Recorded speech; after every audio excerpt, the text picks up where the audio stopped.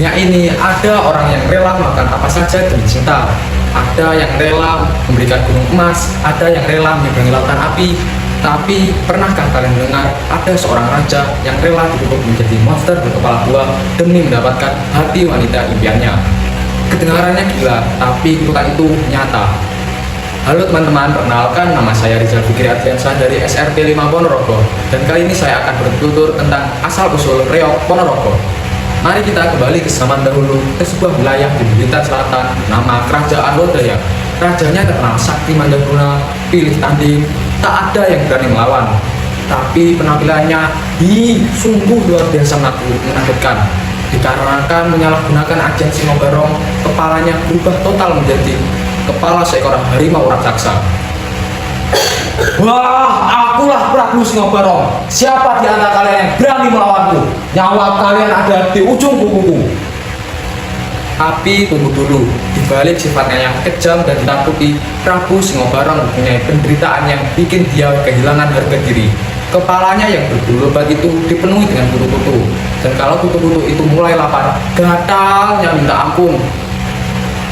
Aduh, gatal, dasar kutu jahanam, Dayang, Selir, cepat kesini, cari kutu kepalaku. Kalau sampai tidak ketemu, nyawa kalian akan kumakan hidup-hidup. Para Dayang dan Selir pun lari ketakutan sambil mencari kutu di kepala Prabu dengan jari-jari mereka. Di suatu hari, di depan gerbang pintu istana, datanglah seorang pemuda bernama Iberkala. Di pundaknya bertengger seekor burung merak yang luar biasa indah. Dan uniknya, burung merak ini sangat cerdik dan jago mematuhi kutu di kepala hingga tuntas.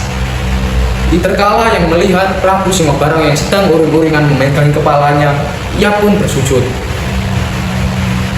Ampun Gusti Prabu, hamba Iberkala, hamba membawa burung merak ini untuk mengabdi. Burung merak ini dapat menghilangkan rasa gatal di kepala Paduka hingga tuntas. Cepat suruh burung itu, aku sudah tidak tahan. Cepat! Iberkala tahu ini adalah kesempatan emasnya untuk dia naik jabatan. Dia sengaja menahan burung meraknya. Ampun Gusti Prabu, burung merak ini hanya patuh kepada mantra rahasia hamba. Hamba akan memberikan burung merak ini kepada Paduka asalkan Paduka mau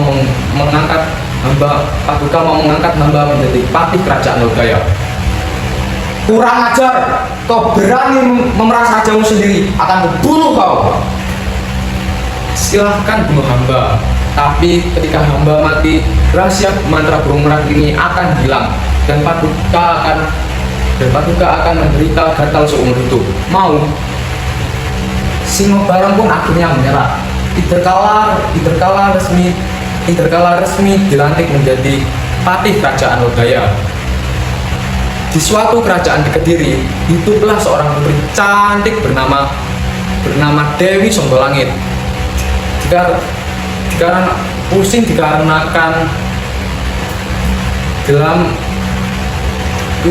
Karena terus-menerus dilamar oleh Raja Tampan, dia akhirnya bersemedi dan membuat sayembara yang luar biasa aneh.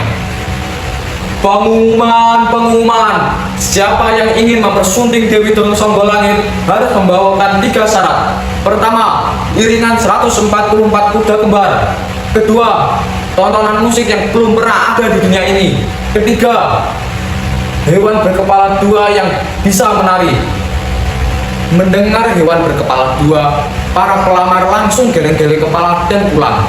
Dikarenakan saat itu dianggap mustahil. Tapi masih ada 2 raja yang nekat dikarenakan terlanjur mencintai Dewi Songgolangit. Yang pertama adalah Raja Singobarong dari Kerajaan Lodaya. Kedua adalah Prabu Klonosewandono dari Kerajaan Bantaran Angin Ponorogo. Singobarong yang tahu bahwa Klonosewandono adalah saingan berat, dia langsung memanggil patih barunya. Iberkala, Klonosewandono itu sakti. Kita tidak boleh kalah. Segera kirim mata-mata ke Ponorogo, intip persiapannya, dan kita akan membegal persiapannya di tengah hutan. Hahaha. Tapi sialnya Klono Sewandoro jauh lebih cerdas. Mata-mata Lodaya bernama Lodra dan Ardawalika tertangkap basah di Ponorogo dan langsung diinterogasi oleh sang Prabu. Tar, ampun Gusti Prabu, saya mengaku saya diutus Patih Berkala untuk memata-matai dan membegal kuda kembar milik Paduka. Pengkhianat kau Lodra, jangan kau buka rahasia Gusti Prabu. Hahaha, jadi Singobarong mau main begal Patih Bujaganong. Segera siapkan pasukan kalian, kita serang manusia harimau itu. Bres, di sebuah hutan belantara kedua pasukan itu bertabrakan. Suara dentingan tombak, pedang, dan teriakan perang memecah kesunyian hutan. Patih Bujaganong yang berbadan kerdil namun lincah melompat ke sana kesini bagaikan bola karet dan menghajar pasukan Lodaya dan membuat Patih Berkala pontang-panting menghadapinya. Sementara itu di barisan depan dua raja sakti berhadapan. Prabu Singobarong melompat dengan buas, kuku-kukunya yang tajam mengincar leher Klono Sewandoro. Mampus kau Klono! Prabu Dewi Songgolangit hanya milikku. Tapi dengan tenang, Prabu Klono Sewandoro yang memiliki jubah sakti selalu berhasil menghindar. Gerakannya seiringan angin.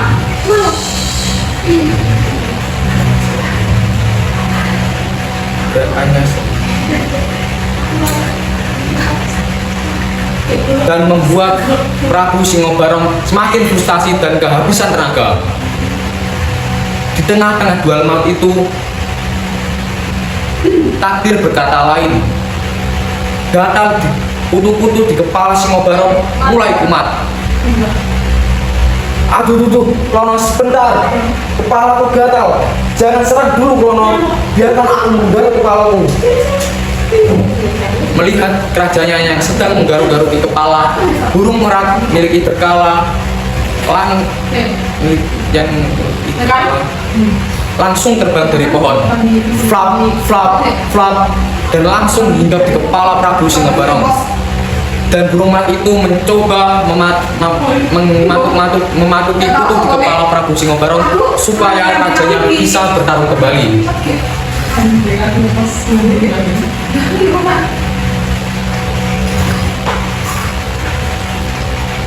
Prabu Klono Sewandoro tidak menyiapkan kesempatan emas itu.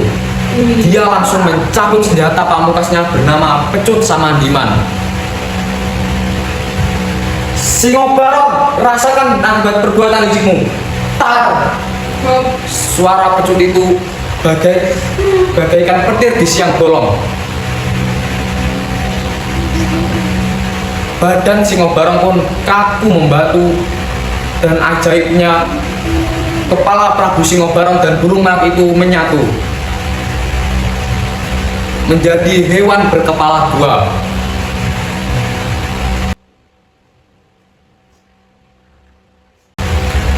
Pasukan Lodaya yang tersisa akhirnya menyerah kalah, dan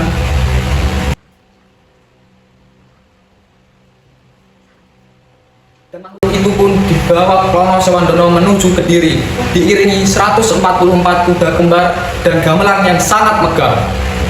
Dewi Songgolangit pun tersenyum bahagia dan menerima pinangan dari sang Prabu.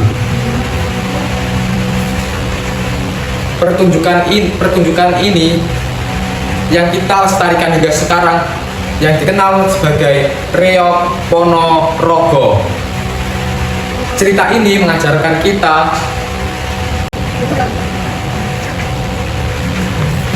jangan biarkan hal-hal kecil atau emosi sesaat dapat menggagalkan tujuan besar kita.